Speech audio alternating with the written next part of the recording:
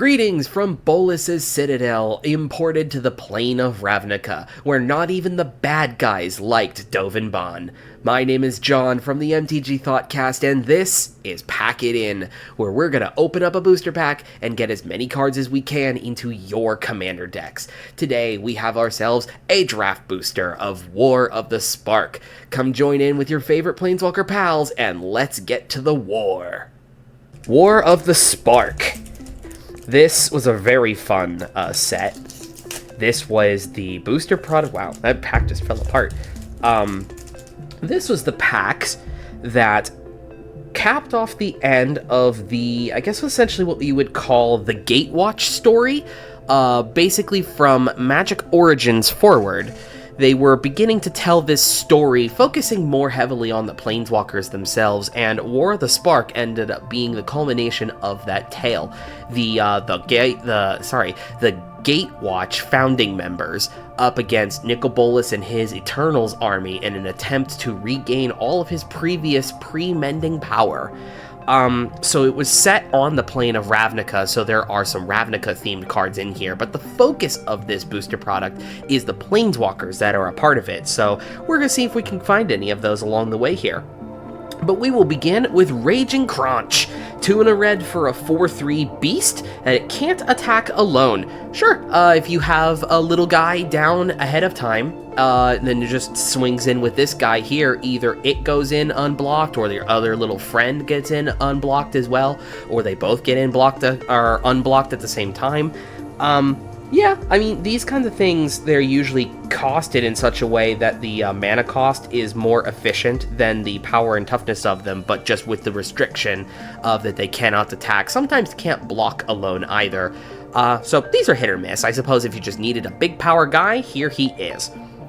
Gideon's Sacrifice. I suppose story spoilers for a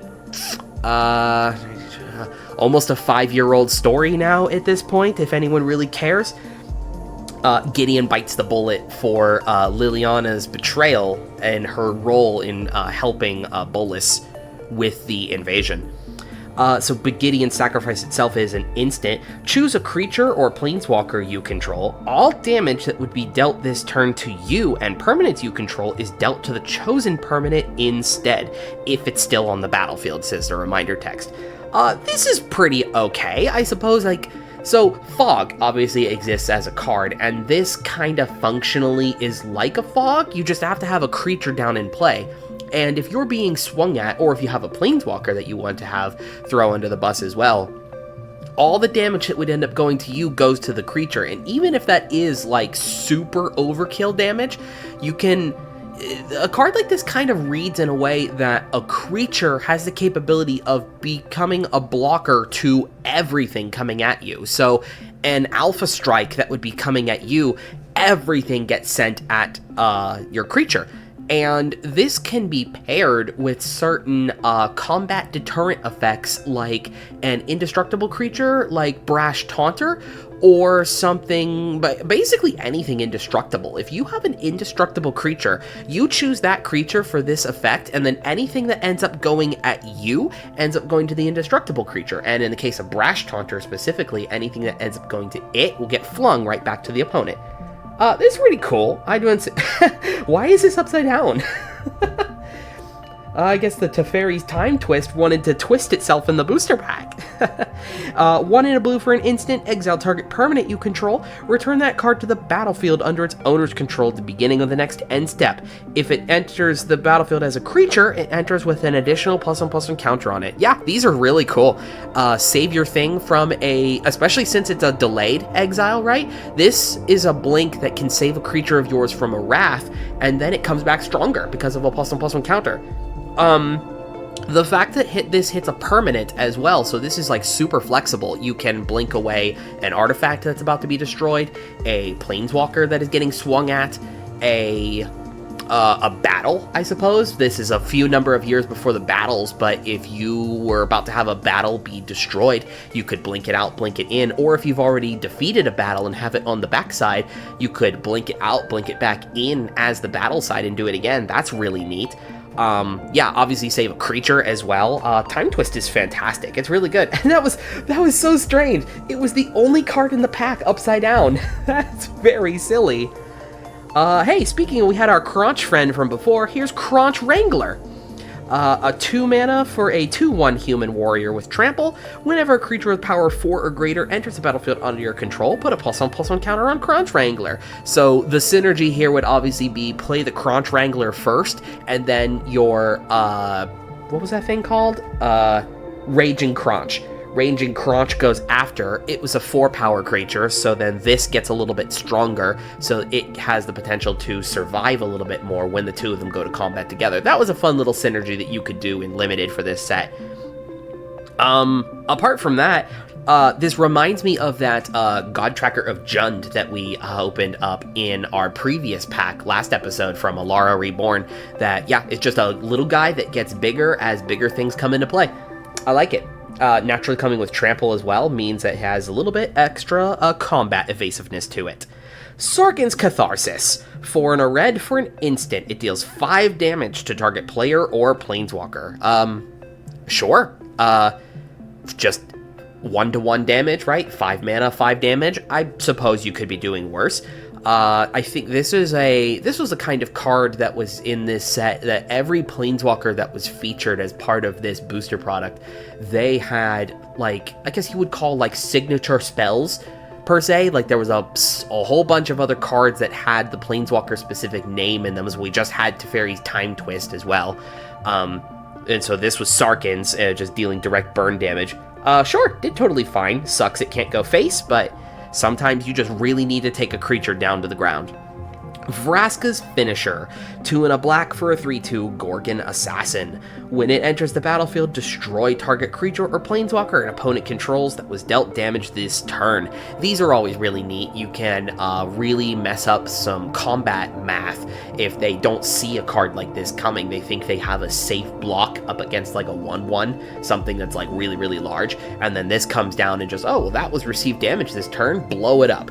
We had a card like this before, I believe, in our Outlaws of Thunder Junction pack as well, so they make a whole bunch of these per set. Usually, like, you learn if you do a lot of booster pack opening that sets are kind of designed with this sort of like core this core catalog of creature and spell abilities, and these kinds of effects that blow up a creature after they've received damage is a pretty common one that they do in a variety of sets. Wow, we are receiving a lot of the Planeswalker signature cards in this booster pack, I'm noticing. We've already had Teferi's and Sarkhan's and Vraska's. Now we got Saheeli's. Saheeli's Silverwing. 4 mana for a 2/3 artifact Drake with flying that when it enters the battlefield, look at the top card of target opponent's library. This just allows you to see what your opponent has upcoming, and that's kind of useful, right? Like some head knowledge as your opponent continues to play the game, so you have an idea of what's upcoming. That's pretty useful on a colorless creature as well, so it's playable pretty much anywhere. Bloom Hulk. 3 and a green for a 4/4 plant elemental that when it enters the battlefield, proliferate.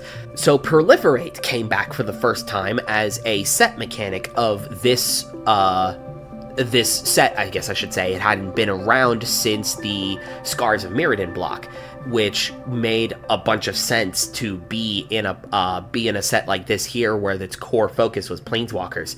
Planeswalkers and their loyalty counters that they have on them are counters that can be manipulated using Proliferate. So obviously allowing players to be able to do the really cool thing with their Planeswalker as they're playing in a limited set like this or into Commander. Proliferating is a very popular and prolific. I'm trying to not stumble over the word proliferate. I have a very hard time saying proliferate for some reason. It's a keyword I've never been able to say correctly repeatedly. But yeah, sure. So on a 4/4 blinkable, you could set up some kind of blink combo of some kind, and you could get infinite proliferates if you have something down on your board that cares about that kind of thing. Really neat. Big proliferating plant. Charmed Stray is a single white mana for a 1/1 cat with lifelink that when it enters the battlefield, put a +1/+1 counter on each other creature you control named Charmed Stray.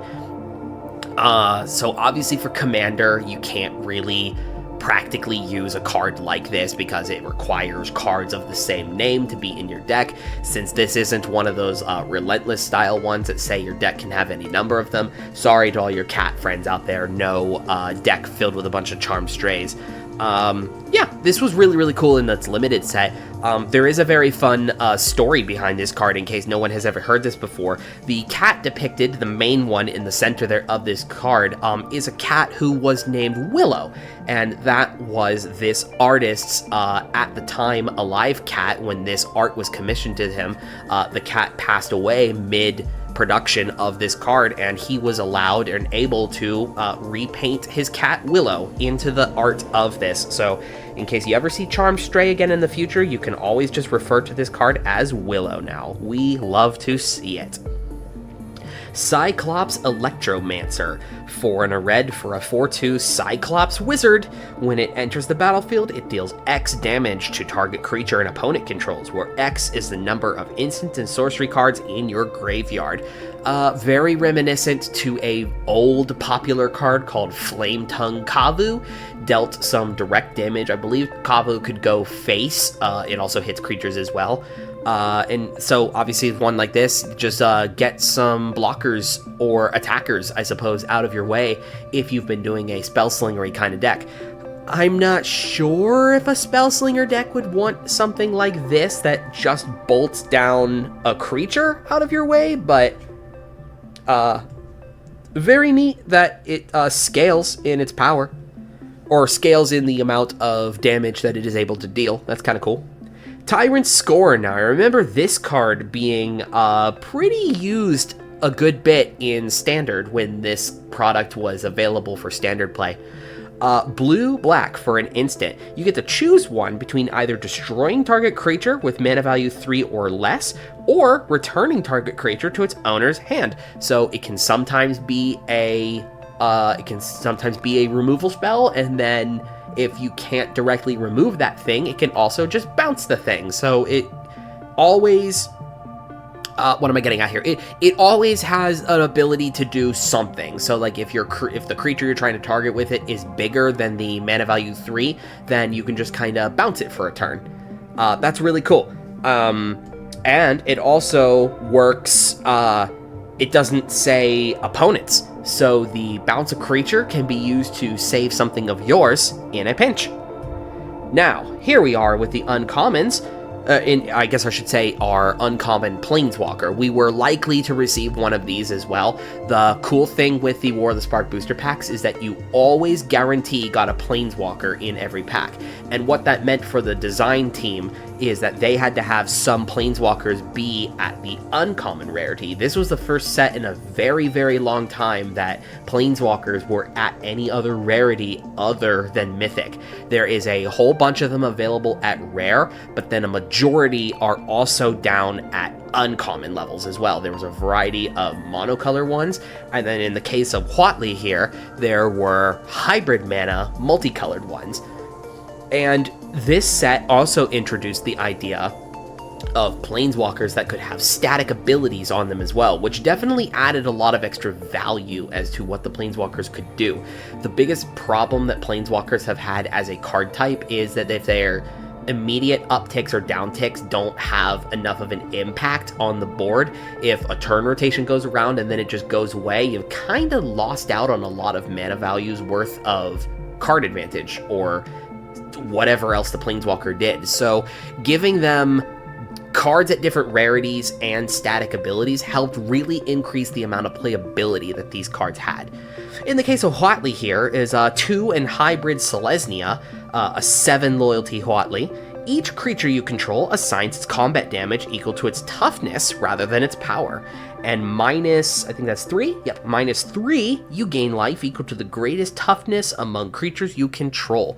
So these uncommon ones, they only had loyalty activation abilities that brought their loyalty counters down, which is why proliferating was a huge part of this block, or this set, I should say, that you could start boosting the counters back up again so that you could use their abilities a few more times. But then if you didn't want to use their abilities at all, they kind of, in a weird sort of way, kind of acted like enchantments.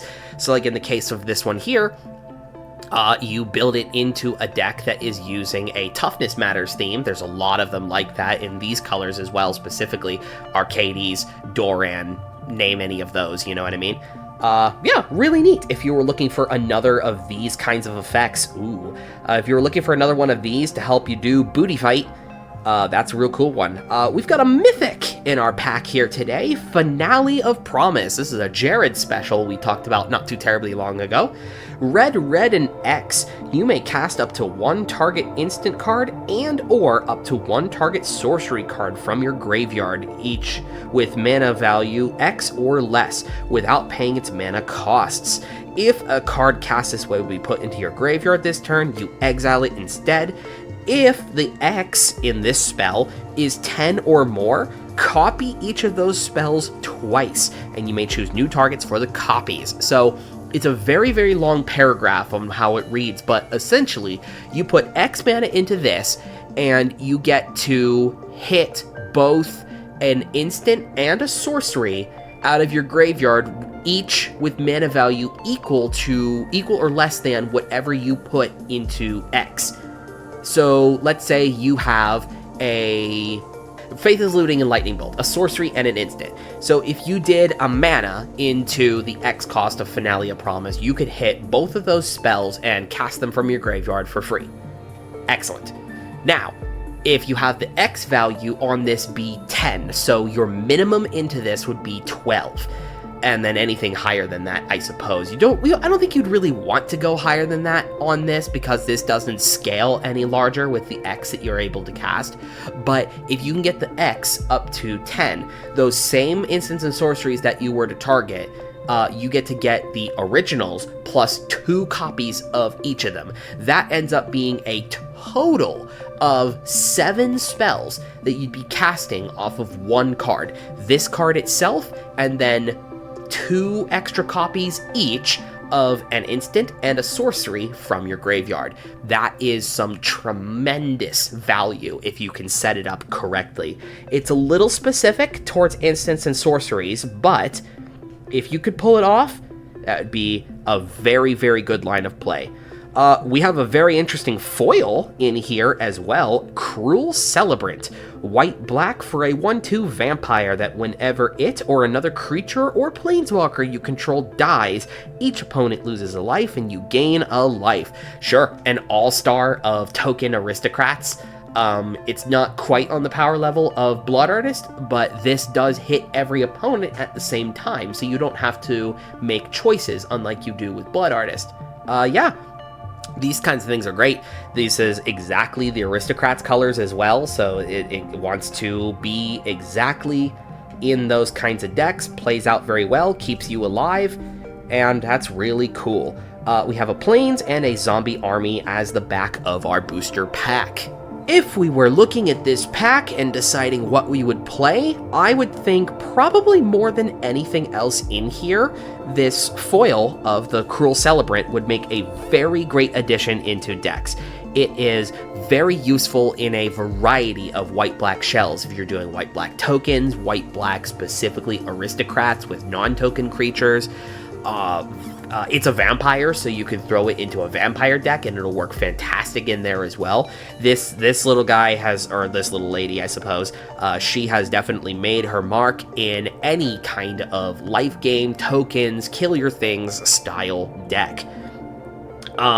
Finale of Promise is also very, very good if you are playing instants and sorceries. You just set up your graveyard in such a way that you can get some free extra flashback value off of it. Very, very cool card. Gideon's Sacrifice is what we talked about earlier, is going to be a very fun one you can use as well. Paired, like I said, with an indestructible creature or anything else that actually wants to die. Honestly, if you're looking to have a creature die and absorb all combat damage coming your way for a turn, this could be a huge play for you. The Huatli is interesting because not every deck is looking to do toughness matters of its theming, but again, if you are playing in a deck that is doing that as its theme, here's another card to have in your 99 that allows you to take advantage of high toughness creatures. And then apart from that, I'd say the Teferi's Time Twist is very, very useful. Being able to pick up any permanent you need, and if it's a creature, comes back bigger as well. Save yourself from a Wrath. This can also hit, this can hit your lands, I suppose, if you really needed it to, but very cool cards all the same. Thank you very much for watching this episode of Pack It In. I apologize if I have not been sounding as enthusiastic as I was interested in. I'm a little under the weather right now, but I'm going to try to have this one be out to the best of my capability. I hope you've enjoyed this pack of War of the Spark, and we'll see you again next time for another booster pack on Pack It In.